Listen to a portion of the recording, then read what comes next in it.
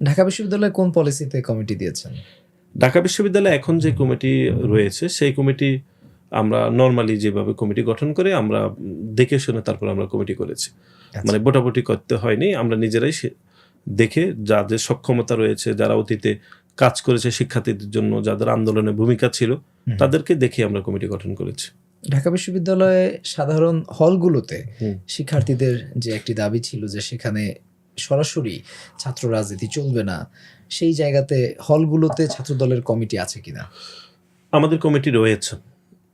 এটা কি সাধারণ শিক্ষার্থীদের যে দাবি, সে দাবির সাথে সাংঘর্ষিক কোনো অবস্থান আপনাদের? সাধারণ শিক্ষার্থী বলতে আপনি দেশে কোনো শিক্ষার্থী সাধারণ না, সবাই অসাধারণ। সবাই অসাধারণ। এটি এক ধরনের ভুল ট্রাম আমি ব্যক্তিগতভাবে মনে করি। আচ্ছা, 5 তারিখের পরে কথিত সাধারণ শিক্ষার্থীর ব্যানার ব্যবহার করে রাজনীতি বন্ধ করতে চেয়েছিল অনেকে, যে দলীয় ছাত্র রাজনীতি বন্ধ থাকবে সাধারণ শিক্ষার্থীর ব্যানার ইউজ করে। আমরা সেটাকে নাম দিয়েছি কথিত সাধারণ শিক্ষার্থীর ব্যানার। আচ্ছা, ঢাকা বিশ্ববিদ্যালয়ের শিক্ষার্থীদের মতামত থাকতেই পারে, কিন্তু এই ঢাকা বিশ্ববিদ্যালয়ে বিভিন্ন হলে তো গুপ্ত কোনো ছাত্র সংগঠনের গোপন কমিটি রয়েছে অনেকেরই। বেশিরভাগ হলে ধরেন, আরো যদি স্পেসিফিক করি, ছাত্র শিবিরের সেখানে ছোট ছোট কমিটি আছে, তারা নিজেরাই টকশোতে বলেছে সেটা গোপনে। আপনার শিক্ষা প্রতিষ্ঠানের ম্যানেজমেন্ট করে ফেলুন সম্পূর্ণ ডিজিটালাইজড। ব্যবহার করুন তালিমি ক্লাউড স্কুল বা মাদ্রাসা ম্যানেজমেন্ট সফটওয়্যার। সফটওয়্যারটি সম্পূর্ণ ফ্রি ট্রায়াল নিতে এখনই কিউআর কোড স্ক্যান করুন বা কমেন্টে দেওয়া লিঙ্কের ফর্মটি ফিল আপ করুন।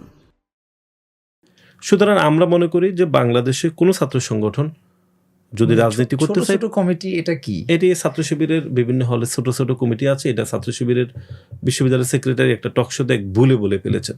ছাত্র শিবিরের সেখানে প্রত্যেক হলে কমিটি রয়েছে, তারা গোপনে। আচ্ছা, সুতরাং আমরা মনে করি যে প্রতিটি শিক্ষা প্রতিষ্ঠানে কেউ রাজনীতি করতে চাইলে সেটি প্রকাশ্যে থাকা উচিত। আপনার শিবিরের মধ্যে কি আপনাদের কোনো স্পাই আছে কিনা, যে এই যে গোপনে যে কমিটিগুলো আছে সেটি আপনি যেমনটি জানেন, মানে কোনো স্পাই কি শিবিরের কমিটিতে আপনাদের ছাত্রদলের পক্ষ থেকে রয়েছে? শিবিরের গোপন কমিটি, এটি তো শুধু এটি আমাদের বক্তব্য নয়, বাংলাদেশের বেশিরভাগ ছাত্র সংগঠন জানে যে সেখানে গুপ্ত কমিটি রয়েছে, গোপন।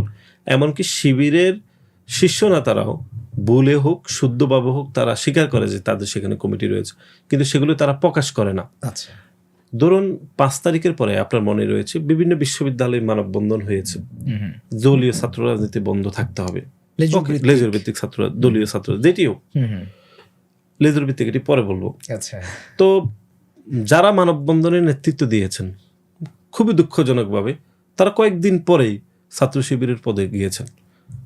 এমনকি ডাকসুর সম্পাদক হয়েছেন একজন, তিনি পুরো ঢাকা বিশ্ববিদ্যালয়ে দলীয় ছাত্র রাজনীতি বন্ধের জন্য কয়েকটি মানববন্ধন করেছেন।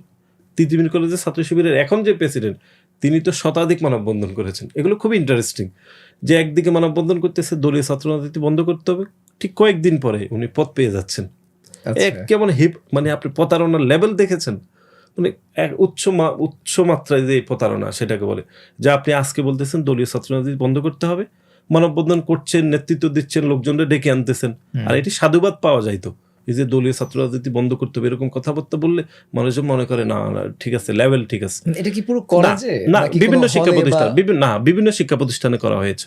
ধরেন তিতুমির কলেজে করা হয়েছে যে এখানে দলীয় ছাত্র রাজনীতি থাকতে পারবে না। তার কিছুদিন পরে তিতুমির কলেজের ছাত্র শিবিরের কমিটি আত্মপ্রকাশ হইলো, গণমাধ্যমে দেখলাম। হঠাৎ করে উদয় হইলো যে লোক এতদিন মানববন্ধনের নেতৃত্ব দিয়েছেন সেই লোক এখানে কমিটিতে আসছেন। খুব ইন্টারেস্টিং না? সুতরাং আমরা মনে করি যে এরকম এটা ঠিক প্রতারণা। তিতুমির কলেজের সেই নেতা, তিনি তার আগের অবস্থান থেকে সরে আসলেন কেন? সেটা তো ওইটা আপনি ওনাকে জিজ্ঞেস করতে পারেন, সেটা তো আমি জানবো না কেন সরে। আমি বলছি এজ এ সংগঠন হিসাবে এটি শিবিরের এক ধরনের প্রতারণা শিক্ষার্থীদের সাথে। আপনি হয় কমিটি প্রকাশ করবেন বা দলীয় ছাত্র রাজনীতি থাকবে, এটা আপনি বলবেন। আপনার স্ট্যান্ড যদি শিক্ষার্থীদের মতের বাহিরেও যায় তাহলে আপনি স্ট্যান্ডটা ঠিক রাখবেন। কিন্তু আপনি একদিকে বলছেন দলীয় ছাত্র রাজনীতি বন্ধ করতে হবে, ঠিক তার কয়েকদিন পরে আপনি পদ নিয়ে যাচ্ছেন বা গোপনে নিচ্ছেন, এটা প্রতারণা না? আমার মনে হয় এটি প্রতারণা। আচ্ছা, তাহলে আপনারা ঢাকা বিশ্ববিদ্যালয়ে প্রত্যেকটা হলে যে কমিটি দিয়েছেন সেটিকে বলছেন যে প্রকাশ্য কমিটি, এবং একই সাথে এটি আপনারা বিশ্ববিদ্যালয়ের হলগুলোতেও এই রাজনীতি কন্টিনিউ করুক, সেটি আপনারা চাচ্ছেন। দেখুন, বিশ্ববিদ্যালয় 5 তারিখের পূর্বে গতানুগতিক ছাত্রলীগের যে রাজনীতি ছিল, যেটি আমি দেখেছি, সেই রাজনীতি যদি আপনি 5 তারিখের পরেও করতে চান তাহলে সাধারণ শিক্ষার্থীরা তো সেটা নিবে না। এখন একটি ছাত্র সংগঠনের তাহলে হলে তার রাজনীতি কার্যক্রম সে কিভাবে পরিচালনা করবে? যদি আপনি বিশ্ববিদ্যালয় রাজনীতি আপনি রাখতে চান বা সেটি রয়েছে, আপনি বলছেন যে বিশ্ববিদ্যালয় রাজনীতি থাকবে, তো বিশ্ববিদ্যালয় রাজনীতিটা আপনি তো পরিচালনা করতে হবে হল রাজনীতির মাধ্যমে। এছাড়া কি অপশন আছে? বা যারা বিশ্ববিদ্যালয়ের রাজনীতিটা করছে তারা তো হলেই থাকছেন, আপনি তো সেম মানুষ, আপনি বিশ্ববিদ্যালয়ের বিভিন্ন পদে রয়েছেন বা যে কোনো একটি পদে থাকবেন, রাজনীতি করবেন, তো আপনি তো বিশ্ববিদ্যালয়ের ঢাকা বিশ্ববিদ্যালয়ের আবাসিক চরিত্রের যে ধরন সেখানে আপনি হলেই থাকবেন। তা আপনি সারাদিন আপনি বিশ্ববিদ্যালয়ের রাজনীতিক কর্মী, আপনি হলে গিয়ে অরাজনীতি কর্মী হয়ে যাবেন?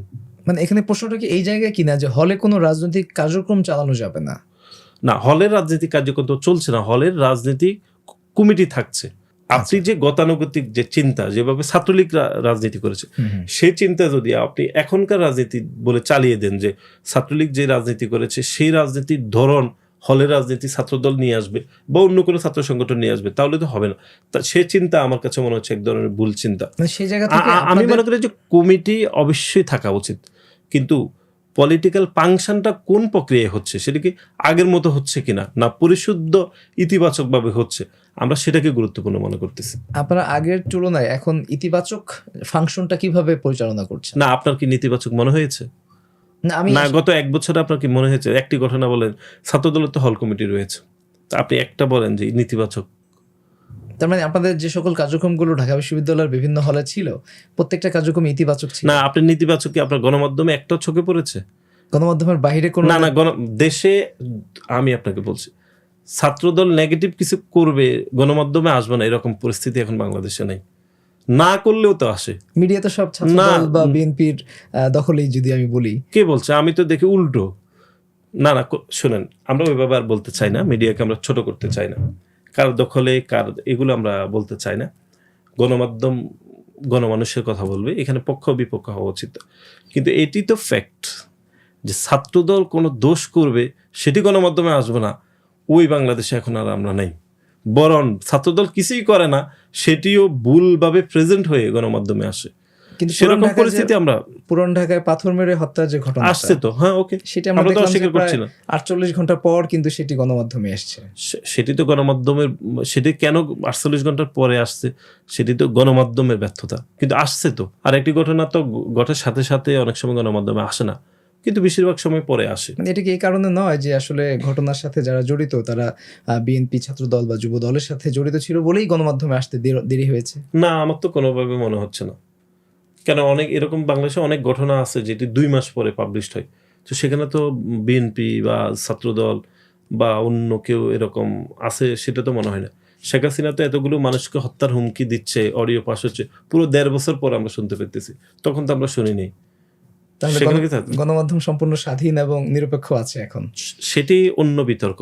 গণমাধ্যমে এখন কিভাবে চলছে, আমরা গণমাধ্যমের সমালোচনা করতে চাই না। একটা নতুন বাংলাদেশে গণমাধ্যম কিভাবে চলছে, ভালো খারাপ, এগুলো দেশের মানুষ বিচার বিশ্লেষণ করবে।